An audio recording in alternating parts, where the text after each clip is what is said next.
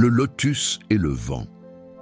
Dans un petit village niché au pied d'une montagne sacrée, vivait un jeune apprenti nommé Tenzin.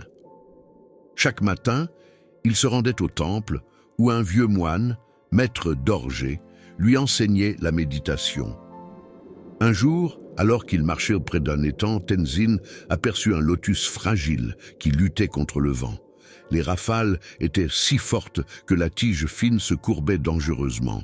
« Maître, dit Tenzin inquiet, il va se briser. Pourquoi ne l'aidons-nous pas ?» Le vieil homme sourit doucement. « Observe encore. » Alors, Tenzin regarda attentivement. Malgré la force du vent, le lotus ne cassait pas. Il pliait, puis revenait à sa forme d'origine. À chaque rafale, il semblait même devenir plus stable. Maître d'orger s'accroupit près de la fleur. Tenzin, le courage n'est pas l'absence de peur. C'est la capacité de rester vivant et ouvert, même lorsque tout semble vouloir te faire tomber.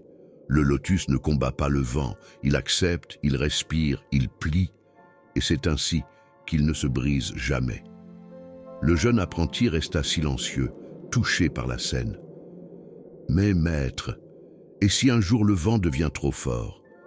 Alors le lotus tombera peut-être, répondit le moine, mais il aura vécu pleinement sans fermer son cœur, et surtout, il aura laissé des graines. Le véritable courage n'est pas d'être invincible, mais d'avancer malgré l'incertitude avec confiance dans ce que l'on est.